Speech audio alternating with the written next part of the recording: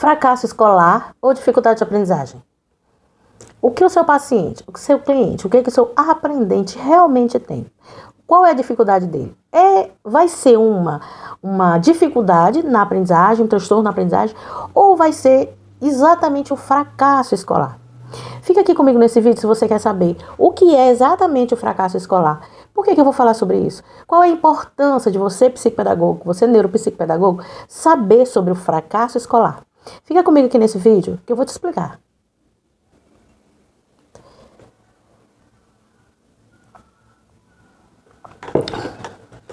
Olá, psicopedagogos, psicopedagoga, neuropsicopedagogo. Eu sou Isabel Ferreira, eu sou terapeuta da aprendizagem, assim como você. E eu vim hoje aqui conversar com você sobre, antes de qualquer coisa, eu tenho aqui este canal para você que está iniciando seus atendimentos e precisa, sim, de uma orientação, de ajuda nesse começo, tá bom? Então, fica aqui comigo nesse vídeo que eu vou te explicar um pouquinho sobre o que é o fracasso escolar. O fracasso escolar, na verdade, nós psicopedagogos precisamos, e neuropsicopedagogos, precisamos entender por que o nosso aluno, que no caso, geralmente a gente atende alunos, né?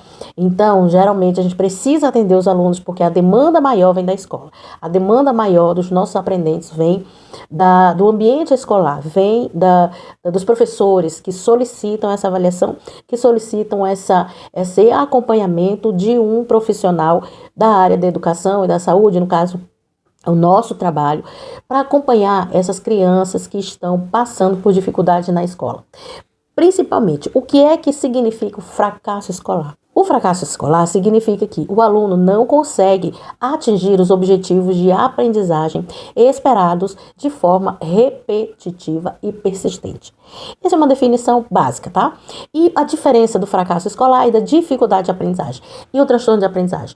Na verdade, o fracasso escolar é um fenômeno multifatorial, envolve escola, família e a sociedade. Já a dificuldade de aprendizagem, ou transtorno de aprendizagem, ou distúrbio de aprendizagem, é principalmente ligado a aspectos cognitivos e neurobiológicos. Então tem essa diferença básica entre o fracasso escolar e as dificuldades de transtorno de aprendizagem. Mas por que você, que é psicopedagogo, neuropsicopedagogo, precisa saber sobre isso? Porque quando você faz uma avaliação, quando você começa a fazer a sua avaliação com aquele aprendente, você tem que fazer observações, você tem que investigar, né?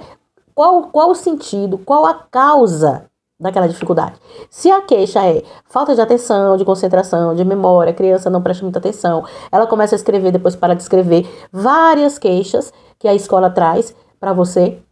Você tem que entender e investigar se aquela queixa, se a causa daquele problema é uma causa, um fracasso escolar, algo individual, específico da escola, ou da família, ou da sociedade. Né? A sociedade inteira que a gente fala é a casa dos parentes, então, ao redor da criança, né? A comunidade, no caso. Causas individuais, causas familiares, causas sociais e culturais e as causas escolares. Então, são as 4 principais causas do fracasso escolar. Então, vamos lá. A primeira que eu separei aqui são as causas individuais, que pode ser dificuldades cognitivas, como dificuldades em atenção, concentração, memória, principalmente funções executivas. E transtornos de aprendizagem, como dislexia, descalculia, os transtornos de aprendizagem, TDAH, TEA. Então, esses são os transtornos que podem estar causando também um fracasso escolar. Outra causa que pode acontecer também são aspectos emocionais. Ansiedade, baixa autoestima, falta de motivação. Já nas causas familiares, a gente tem a falta de acompanhamento de estudos, a gente tem um ambiente familiar desestruturado e excesso de cobranças e ausência de estímulo. Então, esses 3 tipos de causas familiares podem estar acarretando também o fracasso escolar. Já nas causas escolares, eu separei aqui algumas. As metodologias pouco inclusivas, né, da escola, da professora, falta de capacitação de professores, né, para lidar com diversidade da aprendizagem. Então, acontece bastante de alguns professores não terem formação adequada. A formação em si não, mas capacitação adequada para lidar com as dificuldades, as diversidades e os transtornos de aprendizagem. As classes superlotadas, né, que a gente sabe que acontece, e pouca atenção individualizada. Então isso a gente sabe que acontece muito nas salas de aula. E as causas sociais e culturais? Desigualdade social, né, pode estar acarretando aí o fracasso escolar desse aprendente, a falta de acesso a recursos básicos como livros, internet, alimentação adequada.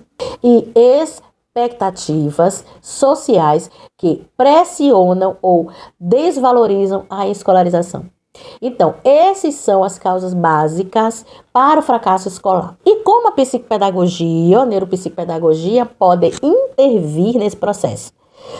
Eu vou te dizer aqui que nós podemos sim intervir nesse fracasso escolar. E o que é que a gente pode fazer? Depois que a gente faz uma avaliação e descobre que existe sim, toda criança que chega no seu consultório, ela é vítima de fracasso escolar. Essas causas que eu te passei, para você entender quais são as causas. Mas sempre ele vem com essa queixa. Se é a queixa de falta de atenção, de concentração, se é a falta de motivação, tudo isso que eu falei significa um fracasso escolar, porque ele não está tendo êxito, né? Nas suas demandas escolares, acadêmicas. Então, essas são as causas. Mas o que o psicopedagogo, o neuropsicopedagogo pode fazer interferir em relação a esse fracasso escolar? É o seguinte, pode sim destacar o papel do psicopedagogo como ponte. Nós somos ponte entre o sujeito, o conhecimento, a escola e a família. Né? Nós somos essa ponte entre o conhecimento, a orientação, entre a família, a escola e o aprendente e o sujeito. Então, nós fazemos esse papel de intermediar tudo isso. Então, o que é que a gente pode fazer? As principais formas de atuação. O que é que a gente vai fazer na prática? O que é que a gente vai fazer mesmo, de verdade, na prática? A avaliação psicopedagógica primeiro, né? Para identificar quais são os problemas, quais são as dificuldades, o que é que aquele aprendente não desenvolveu ainda, quais habilidades que não desenvolveu. É uma avaliação completa. A primeira coisa que a gente precisa fazer. Porque antes de fazer uma intervenção, de fazer qualquer tipo de prática, né, a gente precisa avaliar para saber quais são as habilidades a serem desenvolvidas. Tá certo? Então, essa é a primeira coisa. Aí, nós também podemos fazer uma intervenção individualizada, personalizada. Depois que a gente faz a avaliação, a gente faz um planejamento e faz aquela intervenção personalizada, direcionada para aquelas habilidades que foram perdidas, que ainda não foram adquiridas. Aí você vai lá e faz essa intervenção direcionada. Outra coisa que a gente pode fazer é orientar a família. Nós temos a obrigação de orientar a família. A nossa parceria com a família é indispensável, é essencial, porque o tratamento, a terapia daquele paciente, daquele aluno, ele precisa de pessoas que estejam todas conectadas. Então, a família conectada com o terapeuta, conectada com a escola, para que todos falem a mesma língua e consigam ajudar aquele aprendente. Então, a família precisa ser orientada por você, que é psicopedagogo, que é neuropsicopedagogo. E a parceria com a escola.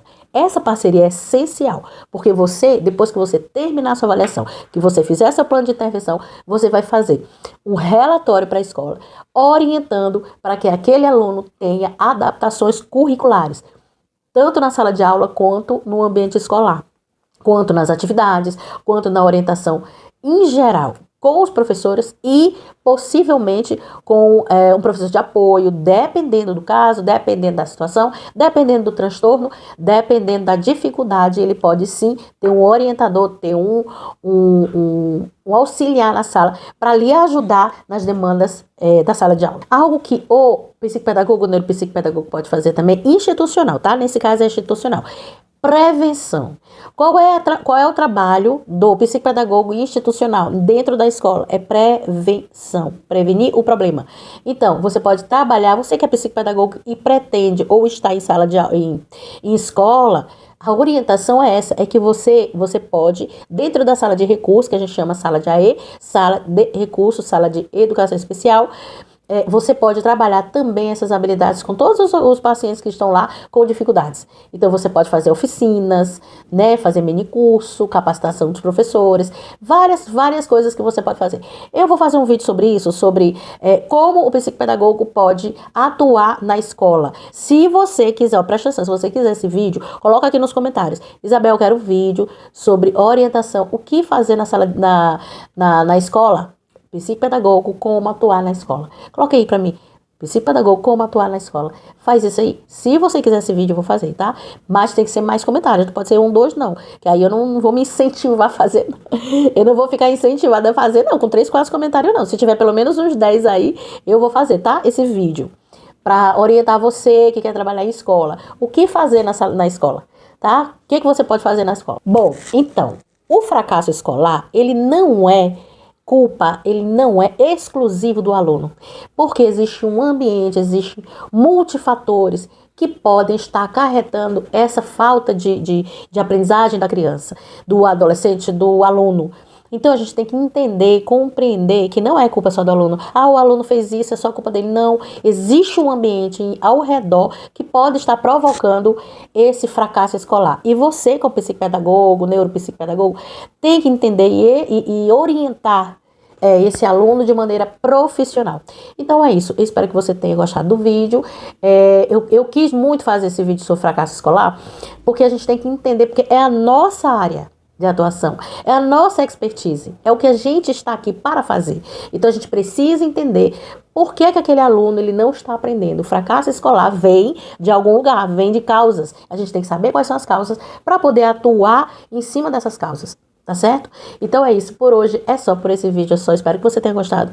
Antes de terminar, você já sabe, curte o vídeo, dá like aqui nesse vídeo. E se não se inscreveu no canal ainda, ó, se inscreve no canal, que esse canal é pra você. Se você se inscrever no canal e comentar, o YouTube vai saber que esse vídeo é relevante e vai distribuir para mais pessoas. Compartilha, curte e principalmente se inscreve, para a gente aumentar essa comunidade de psicopedagogos e neuropsicopedagogos por aqui. Um beijo grande para você. E até o próximo vídeo.